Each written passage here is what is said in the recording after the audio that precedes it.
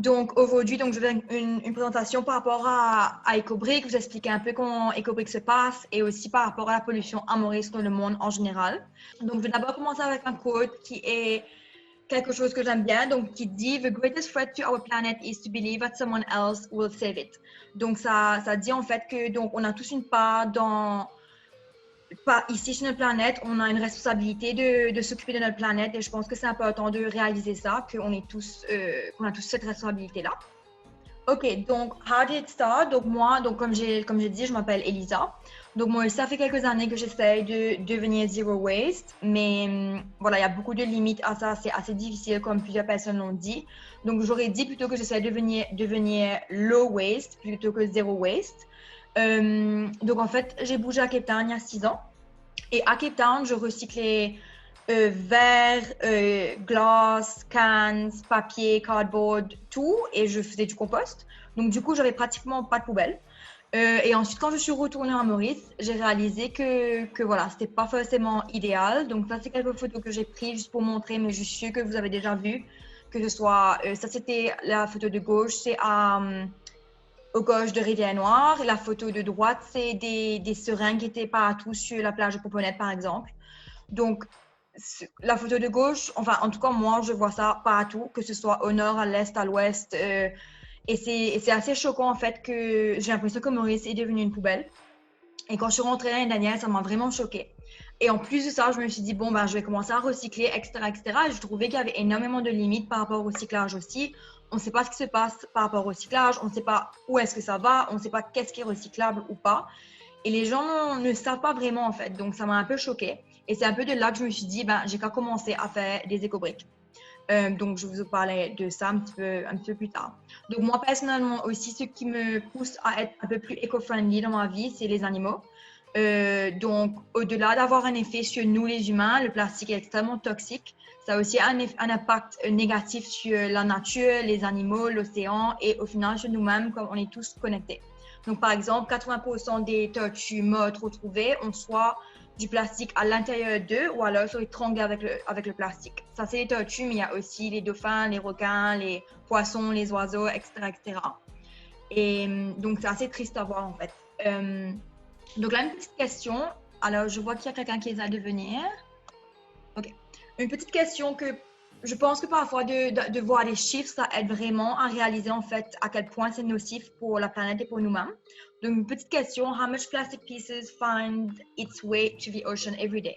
Donc, si vous voulez juste essayer de répondre à ça, il y a un petit chat box ou même vous pouvez parler, il n'y a aucun problème. Donc, juste de réaliser qu'en fait, quand on jette le plastique dans la poubelle, ça ne finit pas là. Il y a tout un trajet pour ce plastique-là. Donc, en général, ça finit soit à Machikos, qui est au final dans la nature aussi. Donc, les toxines du plastique vont éventuellement finir dans la nature, dans l'océan, et ça va nous contaminer nous-mêmes, les animaux aussi.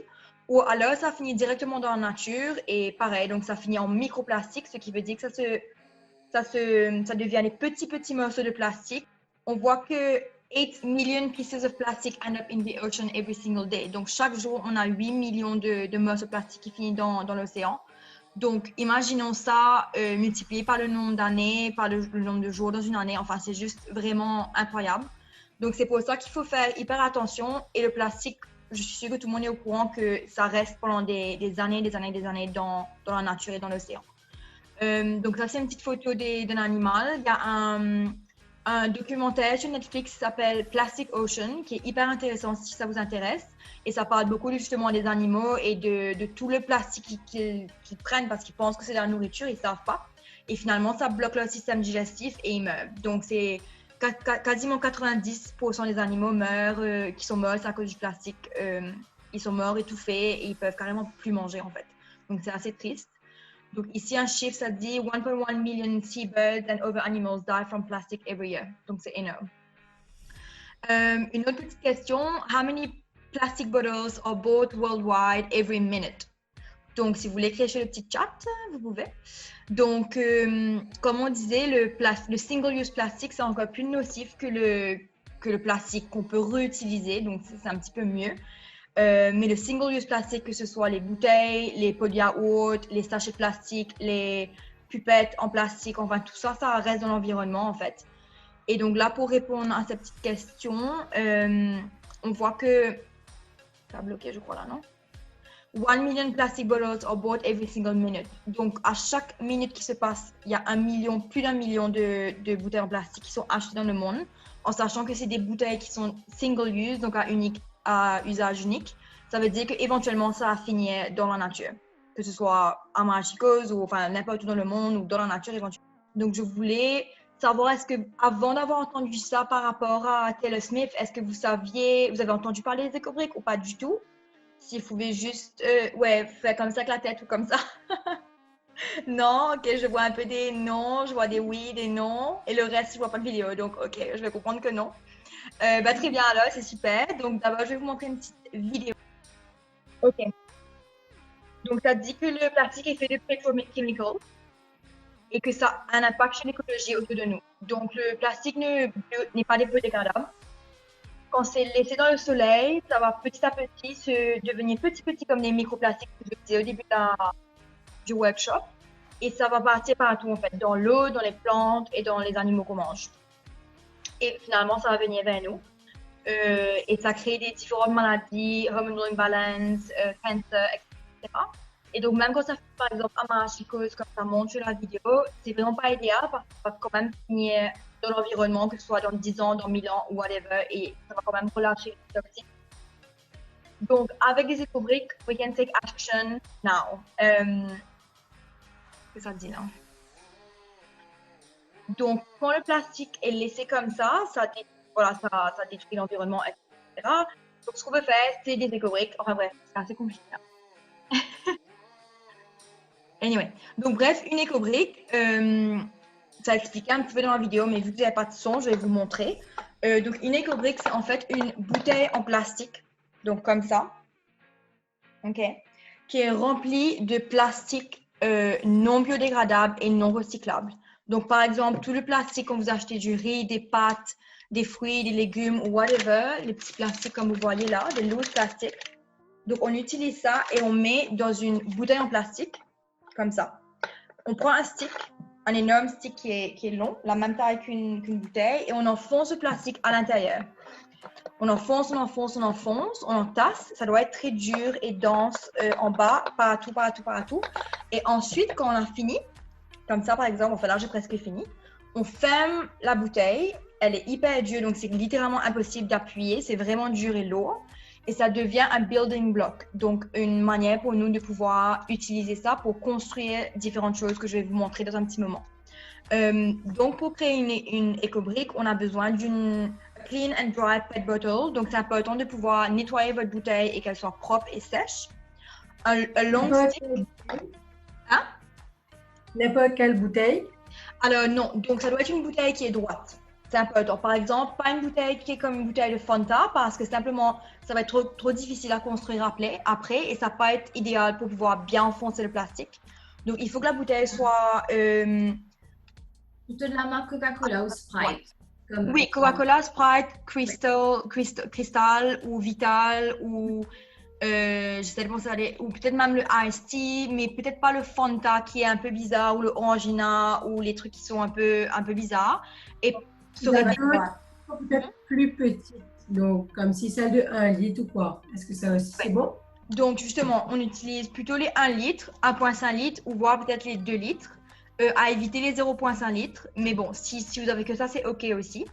Mais juste être sûr que la bouteille est nettoyée, propre et sèche avant de mettre le plastique à l'intérieur.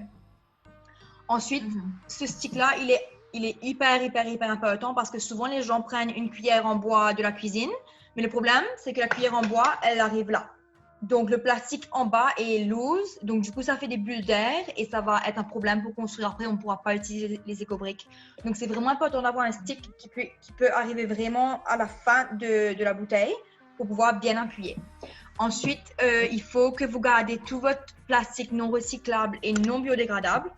Donc, ça, c'est important que le plastique que vous allez mettre dans l'éco-brique est propre et sec aussi et que ce n'est pas biodégradable.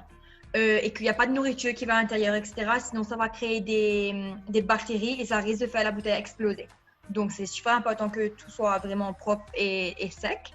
Et ensuite, si besoin est, d'utiliser des ciseaux, par exemple. Là, j'ai disons, ça c'est des trucs de médicaments, par exemple. Donc ça aussi, on peut mettre à l'intérieur. Ça, c'est par exemple pas recyclable du tout. Donc on ne peut pas recycler. Donc on met à l'intérieur et on coupe avec l'aide des ciseaux et on met à l'intérieur petit à petit. Et ensuite, on finit avec le lid, donc avec le bouchon, on ferme. Et voilà, l'éco-brick est faite. Donc how to make an éco-brick, en gros, je viens d'expliquer. Mais bon, si vous avez envie de revoir un peu les étapes. Donc, il y a beaucoup de plastique qui peut partir à l'intérieur. Donc là, par exemple, les tea bags, les chips, les sweet wrappers, les cling film, plastic bags, packaging stickers, donc vraiment les trucs de médicaments. Donc il y a vraiment tout le plastique qui peut rentrer à l'intérieur, le polystyrène aussi. Donc on coupe en petits morceaux et on met à l'intérieur. Donc il y a vraiment beaucoup de choses qui peuvent rentrer à l'intérieur et ce sont des choses qui ne sont pas recyclables ici à Maurice. Je pense que le yaourt aussi, c'est faisable, Elisa. Sorry, tu peux Par redire? exemple, le yaourt, on découpe et tout, et qu'on le yaourt. Oui, si vous avez la patience d'aller couper et de mettre ça à l'intérieur en petits morceaux, top. Si c'est dur, il faut vraiment mettre ça en petits morceaux, sinon ça va créer des bulles.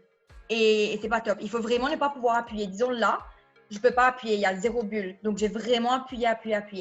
Et vous allez aussi réaliser que énormément de plastique peut rentrer dans une bouteille et ça vous prendra peut-être 2 mois, voire 3 mois à finir votre bouteille, dépendant de combien de plastique vous utilisez bien sûr et combien de personnes il y a chez vous. Mais ça prend beaucoup de temps, donc on appuie au maximum. Parfois, il y a des gens qui ont même des cloques, donc c'est juste pour dire que c'est assez intense. Donc juste continue ici. Donc quand vous avez fini avec vos éco-briques, vous avez plusieurs options. Donc, de 1, vous pouvez utiliser les éco-briques pour vous-même. Donc, créer votre propre truc, créer un pot de plantes, soyez créatif. Donc, vous pouvez faire ce que vous voulez avec. Si vous avez besoin de plus d'éco-briques, vous me contactez et je vous donne des éco-briques, c'est gratuit. Donc, si vous avez besoin de, disons, 50 éco-briques pour créer votre truc à la maison ou au bureau, je vous donne les éco-briques avec plaisir. Ou alors, vous pouvez nous donner les éco-briques pour notre projet à nous. Donc, il y a 3 éco-briques drop-off. Un à River Cashmere de Floréal, l'autre de Grand B et un à Cascavel à Island Swim School. Et sinon, il y a Green Impact et Recycling, qui sont 2 personnes qui viennent prendre vos produits qui sont recyclables à la maison. Donc, il faut que vous soyez bien sûr un de leurs clients et eux, ils récupèrent les éco-briques avec tous leurs clients aussi. Donc ça, c'est les options. Toutes les informations sont sur Facebook et Instagram par rapport au drop-off. Et ensuite, donc, juste, pourquoi est-ce qu'on fait des éco-briques? En fait, les gens peuvent se demander à quoi ça sert.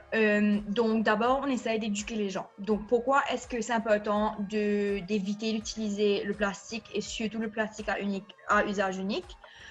Pourquoi est-ce que le plastique est toxique, etc., etc. Donc, on essaye vraiment d'éduquer la population par rapport à ça. Raise awareness par rapport à la pollution de plastique à Maurice, mais aussi dans le monde. Et pourquoi est-ce que c'est important de s'occuper de notre terre et de notre île. Ça help remove le plastic waste from the biosphere. Donc, comme je disais plus tôt, au lieu que ce plastique-là finisse à Marachicos, qui est, by the way, complètement full et ils ne savent plus quoi faire avec les déchets, et que ça finisse, les toxines vont finir dans l'environnement et ça va éventuellement venir avoir un impact négatif sur nous-mêmes et sur les animaux, etc.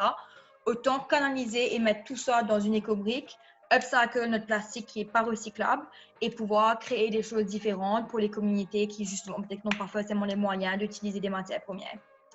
Et ensuite, donc créer des building blocks to build houses and other objects for the community. Donc voilà un peu les goals de EcoBrick. Et alors quelques idées, donc Julie m'avait demandé de juste vous montrer aussi qu'est-ce qu'on peut faire avec les EcoBrick. Il y a plein d'idées sur Internet, donc je choisis quelques-unes, mais vraiment, on peut être créatif et faire plein de choses différentes. Donc, c'est à vous aussi d'essayer et de penser un peu éco-friendly de manière différente. Donc là, par exemple, c'est une maison. Ici, c'est une espèce de petit bench qui est sympa. Après, je ne sais pas si c'est à l'aise, hein, mais c'est en tout cas mignon. Ensuite, ici, on a une autre maison, type maison, qui a l'air super sympa aussi. Ici, on voit qu'il y a un peu des chaises, des tables. Bien sûr, on peut faire ça, on peut rendre ça encore plus joli si on met des poufs autour, des trucs comme ça.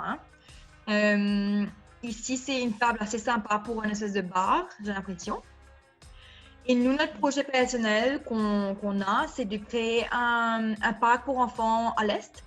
Donc voilà, dès qu'on aura assez d'éco-briques, on va créer un parc pour les enfants. Je crois que c'est une cité qui est à l'Est, je ne suis pas trop sûre exactement où, mais c'est en collaboration avec une organisation qui s'appelle Prends Compte.